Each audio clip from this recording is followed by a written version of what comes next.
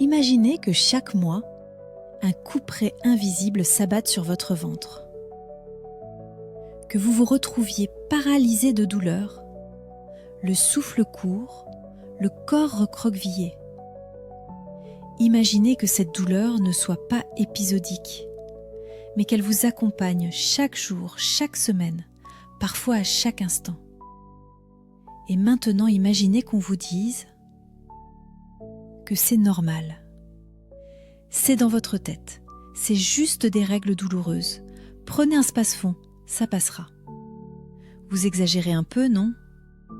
Non, ce n'est pas normal, ce n'est pas dans la tête. Et non, ça ne passera pas tout seul. Aujourd'hui, je vous invite à écouter avec le cœur, car l'endométriose, ce n'est pas une maladie rare. C'est une maladie méconnue, sous-estimée, et pourtant, elle touche une femme sur 10. Elle détruit des vies, elle vole des rêves, elle fatigue des corps et elle isole des esprits. Mais ce n'est pas un discours sur la souffrance, c'est un discours sur la compréhension, la reconnaissance et surtout la puissance du changement. Car comprendre, c'est déjà agir. Ces femmes sont des combattantes. Chaque jour, elles se lèvent avec la douleur, mais aussi avec la dignité. Et elles méritent mieux qu'un murmure ou un regard de pitié. Elles méritent une armée de professionnels à leur côté. Elles méritent des soins adaptés. Elles méritent qu'on croie en elles. Comprendre l'endométriose, ce n'est pas seulement un acte médical, c'est un acte humain. C'est tendre la main à une collègue, à une amie, à une sœur, à une fille. C'est dire « je te crois, je t'écoute, je suis là ».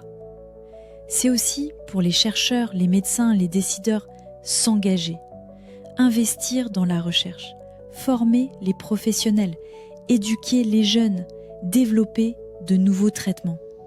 C'est pour les entreprises, les écoles, les universités, adapter, offrir de la flexibilité, de l'empathie, du respect. Un appel à toutes les femmes. Vous n'êtes pas seules. Vous n'êtes pas folles. Vous n'êtes pas faibles. Vous êtes puissantes, même dans la douleur. Vous avez le droit de dire non, le droit d'arrêter, le droit d'exiger un diagnostic, un suivi, une solution. Un appel à tous les hommes. Ce n'est pas une affaire de femmes, c'est une affaire de société. C'est votre mère, votre fille, votre conjointe, votre amie. C'est votre rôle aussi de soutenir, d'écouter, d'apprendre, de témoigner. Un appel à l'humanité. La douleur chronique ne doit plus être invisible. La médecine ne peut plus rester aveugle à la moitié de l'humanité. Nous vivons une époque où l'intelligence artificielle cartographie l'univers, où des cœurs artificiels battent dans des poitrines humaines. Nous avons envoyé des robots sur Mars. Mais des millions de femmes ici sur Terre souffrent sans réponse. Pourquoi ? Par manque de volonté, de moyens, de reconnaissance ?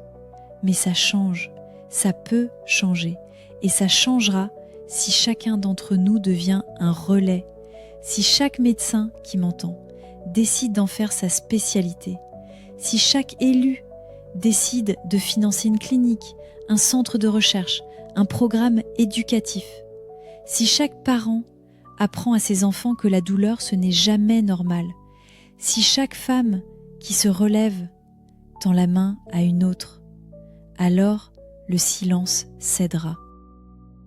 Imaginez maintenant un monde différent.